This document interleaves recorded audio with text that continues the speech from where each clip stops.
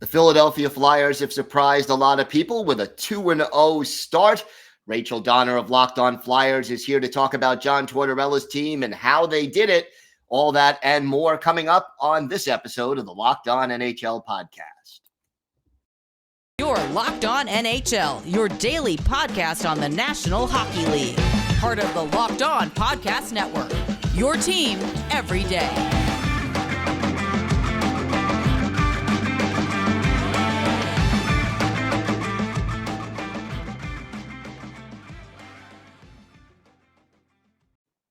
And welcome back to the Locked On NHL podcast. Gil Martin, so glad you could join us today on the Monday edition of the Locked On NHL podcast. And thank you for making Locked On NHL your first listen every day. We are free and available on all platforms. You could check your calendar. It's not Friday, but yes, I am here with Rachel Donner of Locked On Flyers because the Flyers are off to a 2-0 start. Which surprises a lot of people. Rachel, did it surprise you? Yeah, I think so. I think that the game against the Devils, which we talked about on the Friday show, I think, you have that energy from the home opener and you're like, okay, can this continue? And sure enough, they came from behind. They were down 2-0 to Vancouver and come back and win that game 3-2. And not one person is under any illusions here that the Flyers are suddenly a great team. They played the Devils, which, again, we have talked about on the Friday show, that they made some significant moves this offseason and look better on paper, but it's the Devils. And sometimes that doesn't come to fruition. And Vancouver, man, they just did not play well. I mean, honestly, their power play was atrocious. And, while the Flyers penalty kill is actually much improved, I will say Vancouver was 0 for 5 on the power play in that game on Saturday. And I think that led to some of it, sure. And like JT Miller had a rough day of it as well. But I do want to give some credit where credit is due to the Flyers here, because there's some resiliency in this team that just was not there last season. And it's probably partially the John Tortorella effect with the team. But at the same time, I think that there's just this energy where so far, again, small sample size, but they are playing a little bit more aggressively, especially along the boards. They're battling harder. And I think, for the most part, there's just this energy there where they're not giving up quite as easily so far. But again, small sample size, yes. Mediocre opponents. Let's be clear. Let's enjoy the moment, though. Don't write it off entirely. Carter Hart looking mighty good, .940 save percentage so far through the first two games. Is the team playing better in front of him, or is he just off to a very hot start, or maybe a little of both? Well, I think the team is playing better in front of him, but I wouldn't say better enough that it makes a ton of a difference. I think Carter Hart has had a repeating pattern in these two games so far, where he gets off to a little bit of a rough start, but then gets it together and makes some incredible saves in the second and third period.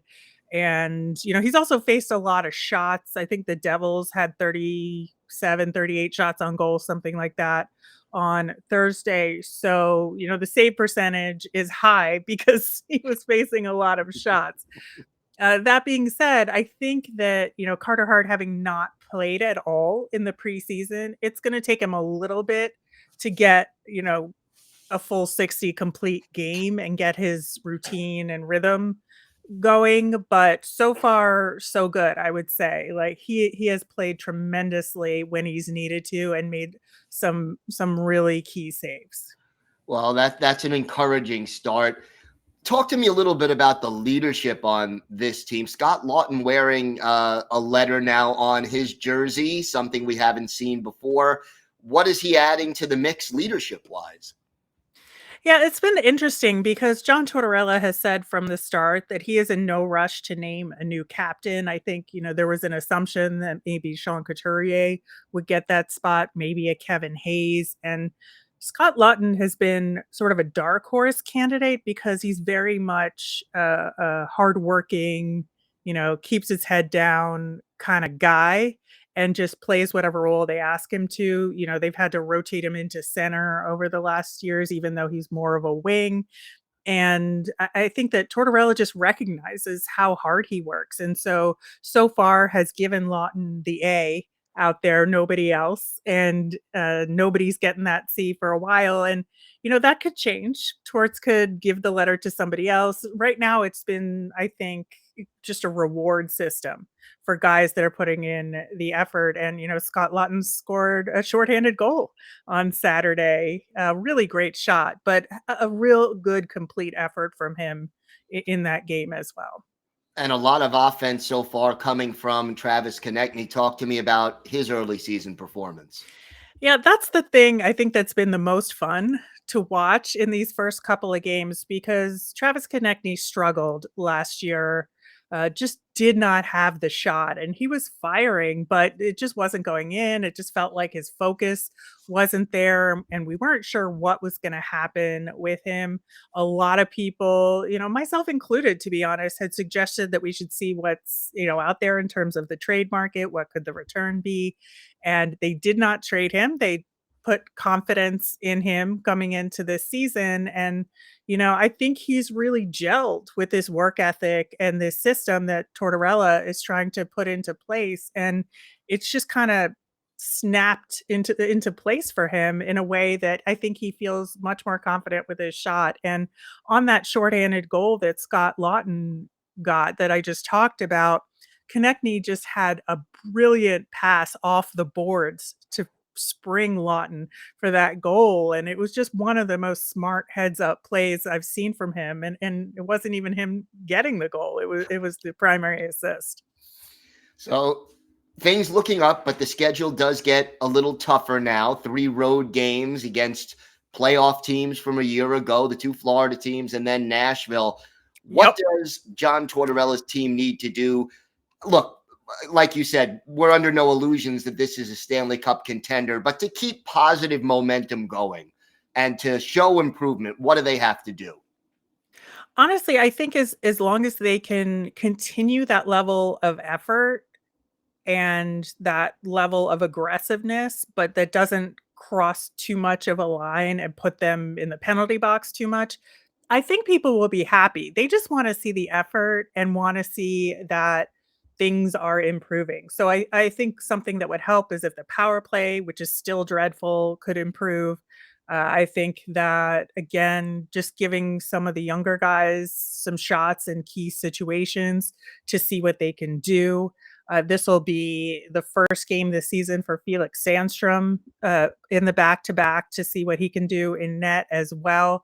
So there's a lot of questions that will get answered this week, which is a good thing, I think. And, Russ Cohen and I, who host Locked On Flyers, have been talking a lot about this season as a data gathering year. And the more information we can get, the better we go into the trade deadline and next year's off season and knowing what kind of assets we have and who steps up in the right situations. And I think this week is going to be a perfect chance to learn some of those data points. Well, for people who want to learn more about those data points, Rachel, why don't you tell them where they could find the podcast and where they could find you on social media? Absolutely. Locked On Flyers is on Twitter at Locked On Flyers. Pretty simple there. And I'm on Twitter at rmiriam. That's RMIRIAM. All right. Rachel, thank you so much for joining us and looking forward to seeing you again on Friday. Absolutely. The numbers don't lie. In the last decade, over 4 million people have chosen Simply Safe Home Security to protect their home. You don't earn the trust of that many people without doing something right. At Simply Safe, your safety is the only thing that matters. I know because I use Simply Safe in my own home. They protect you with cutting-edge security technology powered by 24/7 professional monitoring agents who always have your back.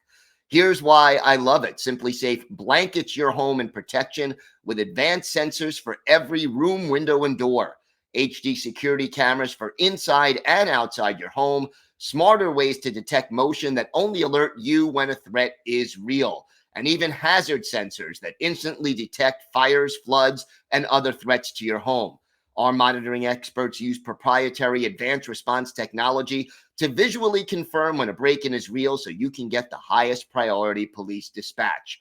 Customize the perfect system for your home in just a few minutes at simplysafe.com/lockedonnhl. Save 20% on your SimpliSafe security system when you sign up for an interactive monitoring plan and get your first month free. Just visit simplysafe.com/lockedonnhl to learn more. There's no safe like SimpliSafe.